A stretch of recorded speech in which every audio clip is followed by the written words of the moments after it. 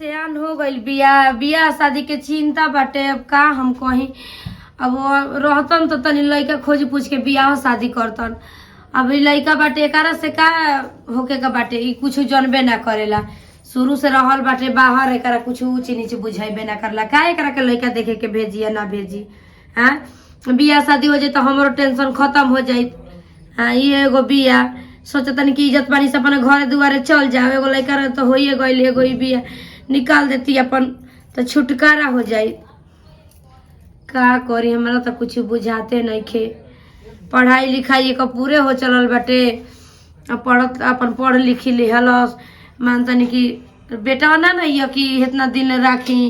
एक संगे संगे कुल लड़किन के बियाह शादी हो गई, एक कहिया हो बियाह शादी? हाँ, समझे में नहीं आवत कि हम का करी। पतो ये सोची ना कि बताव ऐसन लड़की रखले बड़ी घर में, मी नहीं कहते कि बियाह शादी कह दी कि छुटकारा हो जा। तो कहते हो भले हमारी मुँह अपने के कहता का हने तो कहते हो कि चलो का करे के बाद जा तनी पता लगाई हम ही कोनो लइकन खातिर बढ़िया घर दुआर मिल जाए तो अपन कह दे। सोचतनी कि निकाल देती 5 महीना में करो बियाह शादी कह के। मानतनी कि लड़की जाति इज्जत पानी से अपना घर दुआरे चल जाली सन तो ठीक रहेला। एक तो कहनी कहाँ गोइल भी लौकत नहीं खे। हम चाहनी ना न आके क्यों के घर दुआरे जा। माई, अरे माई रे माई का करत है? अरे बैठ। हाँ, का हो रे? हे रे बैठ। ए माई दुगो दिल देखना बड़ा काटता। एगो बात कहे नहीं था। बोल। लड़की हो लड़का ना हो, एने ओने घूमत रहता तनी ढंग सौर से रह। जुग जमाना देखता न कि कतना खराब बाटे।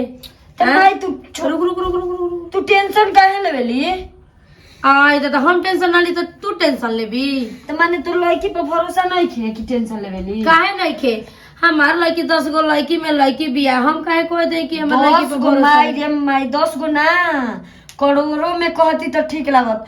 देखे ली हम लड़का ताकत रहे छठिया के दिन कितना मार मरले रही।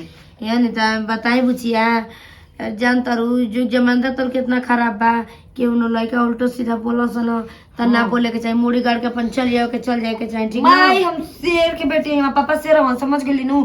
उठाई ना चप्पल धरा दी ना कोनो लइकन के ना।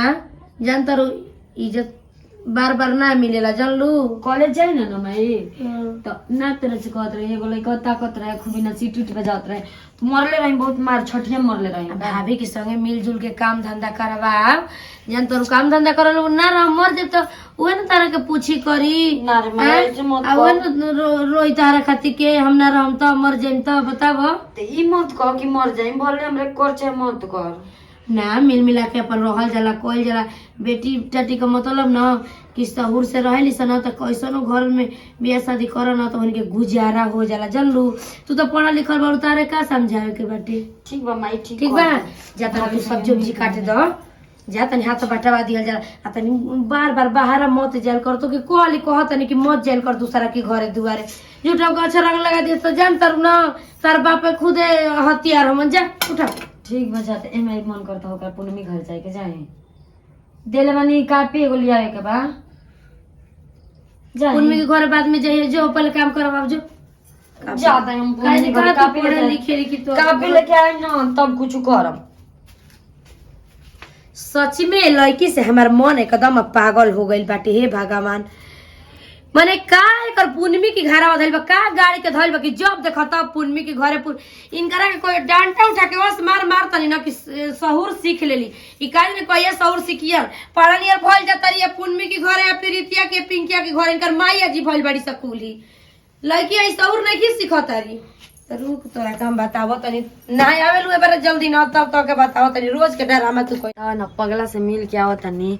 अभी हमार कितना अच्छा हमन समझे में ना आवेला, इतना हमसे प्यार करे ना। आखिर एगो बात बाटे कि अगर हम तो वैसन गलत कदम उठा देले बानी, अगर कोनो बात हुई तो का होई? का अभी हमसे शादी कर? हाँ, हमसे वादा कइले बारन कि तह से जान शादियों करब, सब चीज करब, तह के दुल्हन बना के अपना घरे ले जाइब।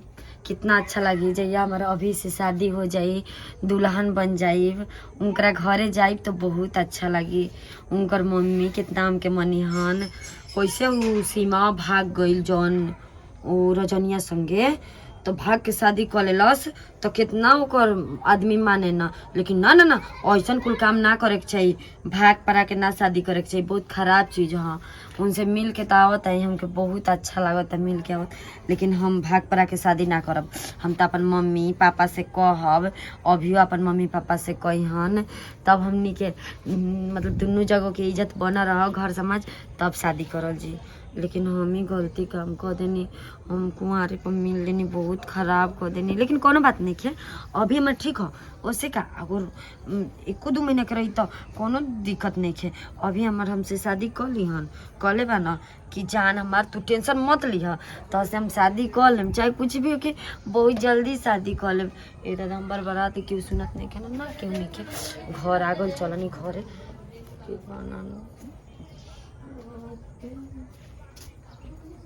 तो बुची जी पता ना कहाँ गोल बनी न कि वाले ले ना खाली हमके दिए रहा से बोली सुनावत है। मम्मी जी कहत कि हमारी लड़की का ना रहन बिगाड़ के रख देली, जब देखत तब पता ना कहाँ घूमते रहत। अब भाभी का बोल क्या करतो भाभी? अरे झाड़ू लगाओ तनी और का करतनी भाभी हमार का जन काहे कुछ खाए के मन करता हो, खाए के मन करता ही जाई त। अरे मम्मी गिरावा मोर तो पूरा हमर देह दुखाता, तू में हाय रे माई तोर तो बाप रे बाप। आई को बात बताई कहाँ गोल अब 12 कैसे नु हाइल बजी कहाँ गइल रहनी हमी कोई ना भाभी गई रहनी हो तनी घूमे। तनी एगो बात कही बुची जी, घूमे फिरी कब अब सियान बेटी बनी ठीक आ केहू कही कि कई सियान लड़की के दिन रात घुमात रही। अब तो आप कमाई आपके नहीं बोलत, लेकिन हमके दिन रात बोलत तड़ी कि का रे तू एकदम हमारी लड़की का रोहन बिगाड़ दिली। बताई अब हम को हतनी कि आप घूमी भाभी माई के बात तू मत सुननी ठीक बनू, माई पकड़ पकड़ करे ले झूठ। ए भाभी एगो बात कही सुन ना, है नहीं आब बोली का भाभी एगो लड़का से बहुत हम प्यार करी ना। का को हतनी मैं कुछ ना भाभी खिसिया गइलो। ए भाभी खिसिया मत, तू हमर तो अच्छा भाभी हो, बहुत अच्छा हो, दुनिया की सबसे अच्छा हमार भाभी हो। आजकल को लड़का खाली चुतिया बनावत न से ठीक ना, प्यार करत न से आपसे शादी करत न से केहू और से ना भाभी सोचबो मत करियो, हमार अभी इतना अच्छा होन इतना अच्छा नो। आजकल को लड़का ना पूछे मत। खाली धोखा देता ना समझ में आइल ना भाभी वो धोखा ना ऐसा दे। बात बोलिया सना कि आप उन्हीं की बात में आ जाइब। भाभी हर चीज बर्दाश्त कर सकी ना, लेकिन अभी के बारे में बुरा मत करो ठीक बनू। इतना काहे भाभी खिसिया सुनो। तनी सुना एगो बात, यहाँ तक ले भाभी कि हम ऑफिस से मिल चुकल बानी। ये भगवान जी, आप तो एकदम से निमन आदमी के बिगाड़ देव जी, एकदम नमे रोशन कर दिया हमनी के। आप तो केहू का कही भाभी चुपचाप रहो ना, धीरे बोलो, हल्ला मत करो। हम माने ए बुच्ची जी भाभी देखी सुना ना, ना, सुनी सुना। बतिया सुनी, हम आपके सामने हाथ जोड़ा तनी जी, अगर मम्मी जी जान जाए ना तो ये कहम ना कि हमारे लड़की के बिगाड़ के रख देले बिया। भाभी हमके ऐसा लागत ना कि भाभी हमर कुछ मन करता खाए की, तुम के जान काहे उल्टी लेखा मन करता। ऊंच नीच नहीं ना कइले जी, हाँ भाभी हमसे हो गइल बा खोल। खटाई उठाई मन करता जी।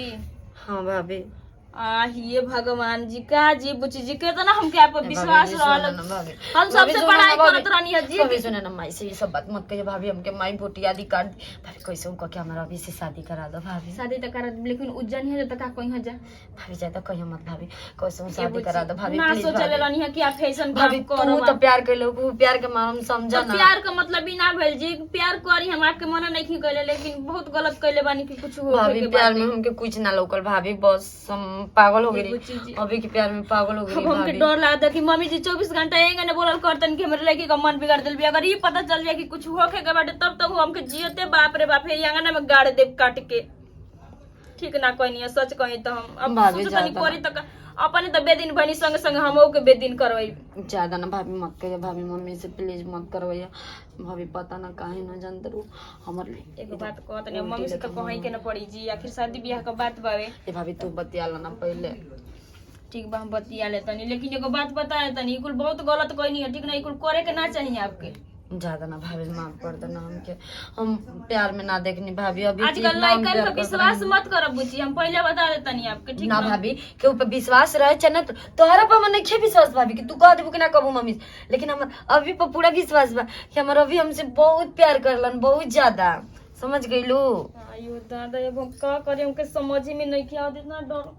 अच्छा ठीक बटे हम मम्मी से बतिया के आ तनी, वो तो हमारे एगो पाई छोड़ब ना अभी। भाभी देखो ना कोई ठीक बाटे आओ तनी।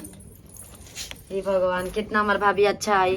हाँ हमार बियाह हो जी, अभी ले बियाह हो जी, हमने के एगो बबुआ बनी बाहर लेकर रहल जी। अभी से कहूँ कि अभी हमारे के मुंबई में लेकर रही है। उनकर मम्मी पापा हम हमार बबुआ रहल जी बाहर, कितना अच्छा लागी। देखो भाभी कह दिली क्या, लेकिन मम्मी से डर लगता, लेकिन जाते देखो तनी कहाँ बाड़ी से कहमी के अंतवा तनी है धान के बोरा चढ़ा दे, हम चढ़ ना पावे नी। बताओ हमर खुद डर ने देह कांपे लागेला। तई चढ़ा देले रही तई धान सुगर ते काले के कुटा न देती, उनकर मशीन आई। हां बताओ जहां से मन करता वहां से कुटा वहां से ले जाके सोचे ने कि तनी नौका चाउर हो गए तो भात खाए खाती के लिया रहती बथुआ के स्वागत है। देखा बताओ भाई पतल निमने धग। अरे इतना हमरा के रानी हो जौले बिया ना कि का बता लावे के हो कि ओकर बेटा बेटी खराब ना होखेला, बाकी का करी इतना इच्छा छुनर लड़की हो गइल बे ना, एक हम जेतने निमन बुझाता नहीं इतना ही खराब होखल जाती या काहे केहू। को बोरा बा 1 2 3 4 4.5 बोरा तो रहल।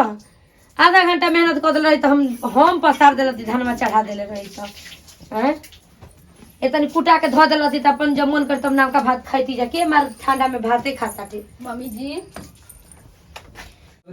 का कर दनी बैठ के बिटिया। अब बताओ कौन हो रानी के क्या रे अच्छा छुनरिया धानावा चढ़ा दे छातावा आपको खूब काता ना बोले की आदत हो गइल, का? उल्टा बोलत रहे। उल्टा सीधा ने बोली कितना निमन घाम भइल लगे धान सुगे कैसे कतर के मार भात डाले के मन करता ठे। एगो बात खाना में करे जा खिसेब ना न जान तनी बुची जी एगो बात हमरा से कहत रहनी कहतनी न के अब का कहल न जी है नौवा हुए क्या नौवा है जी हई घर के सामने अभी है हो हई अभी नतिया के मार के नभिया खराब कर दो हगल खौका के का कहला सर दोगलवा। मम्मी खिसियाए मत ठीक न कहतनी कि करे से हम का कहता हगल खौका ई कहते बियाह करे के मार के करे जान कर बिगाड़ घर में बियाह करिए गांव घर में बियाह करिए पर मुंह नहीं देखत रही थोबड़ा सुनी न आप तो हमारी खिसिया तनी कि मन बिगाड़ देल बिया, हम का मन बिगड़ ले बनी। अब हमें कहते कि घर से बाहर जाई घूमे। तू कह बहुत तो जी अबे राजा। हां आ कही अभी तन करना अभी ए राजा तू कहबा तो हम मर जाए। मर जा भौजी मरियो तो नहीं खुद जाता रो हम तो चाहता नहीं कि कोठिला यार साथ लेके चल जाए तो ठीक रह लवे। बोली ना मने काहे रे मम्मी ऐसे का ओ घड़ी कितना प्यार से बोला अभी काहे बोला प्यार से रहता तो प्यार से बोलते नहीं प्यार से अपने को रहता का तरह के प्यार दिखाई मम्मी के कहां कर लियो ए पूनमी के घरे गई रहनी और कहां गई रहनी। अरे पूनमी तोर माई होई रे जब देखा तब पूनमी जब देखा तब पूनमी ए माई सब तले की ससुरा चल गई सन एगो पूनमी बिया आ एगो रीनावा अभी बिया हो ओकनी से ससुरा त बोली जाए ना हला है लागता कि ओंगने बात बतियाई ना मैंने हम का गलत कह देनी। कुछ ना भाभी तू तो हमारा अच्छा भाभी हो और क्या कहूं। मम्मी जी का गल जी बच्ची जी ये का कौन बेमारी होई उठ रतन देखो कर काहे उल्टी करे लागो। एगो बात कही आपसे उ कुछ होखे के बाटे ठीक ना वही लइका का पता नहीं खटाई मिठाई खाने का मन कर। होश में बाड़ू कि ना होके के बाटे तू ही जान गइलू। आई खुद अपनी आंखी देख ले हम एक 24 घंटा डांटत रहे। आ ये विपत अब हम का करी रे माई रे दादा ई सब का अरे का भाई जी ओ भाभी ए मम्मी जी भाभी एकदम ये वाला मांगी के तो भर मुए ले ले मम्मी ऐसी काहे करतड़ी हर जाइया ई का करी रे बाबूजी सब यार मने जा आई हम का करी अरे अनिता हम सोचल ना रही कि तू ऐसे कर भी रे छी बहुत नारी विश्वास रहल है आपको ठीक ना। आयो भगवती आई का गली रे मुंह मारवाली माई माई ऐसे मत बोल हम अरे अभी के जब ये तुरंत अली रुक गल कहू कई काहे गने ये के बताव तनी ओकर बेटी बहने की सचिना तरी सब दो गाला के ओकर बहने का मर लइका बा गने कोई रे तो कोई सन लागित रे करे तू काहे गने कोई रे घर में कर अरे मम्मी हम गुजरी बोले नहीं चल बाकी सफाई करवाई चल लोगों ये से तो कोई चीज अच्छी लगी तब तोरे के पता ओए चल गप मत कर चुप रह माई हम सब भैया भैया न करो ये हमारा अभी के निशानी हो। आई हो माई अगर पेट निकल गल में जाना था कि चार तब ज्यादा के 5 महीना के निकल गल बाप हम का करी माई ऐसे मत जियो माई तो बरे बता 5 महीना का में रेगो तो बटे रे चला तो बाबूजी को हम ना अब का सफाई करिया सब हो और हम मर जाता नहीं माई ने जाते थे तभी अब तो गलत कह दिया नहीं ना ऊंची नीचे। अब बताई तो अब क्या करे रो छे पिटात गन तनको घर वालों के बारे में सोचा नहीं है जी मैंने लाज शर्म नहीं किया झूठ रो बतानी कि गिलाता नहीं लाज शर्म नहीं किया आपके तनको भाभी कुछ भी हो गया ये तो हमारा अभी के एगो निशानी बा भाभी छोड़े सही में भाभी चली जी सफाई ना करवाई चली भाभी घरों में अब रोत रोत एकदम से तबीयत खराब हो जाए जाके सफाई करवा ले ना भाभी हम ऐसे भूल ना करो हम जाते नहीं अपने घर में नहीं तो हो खा ले अब का करब हम तो कहत रही तो बेकार लागत रहे हमर लइके के उल्टा सीधा बोलत यार तो समझ में आइए गइल होई आ कि अब कौनी धान खो रहा होला अब कर जा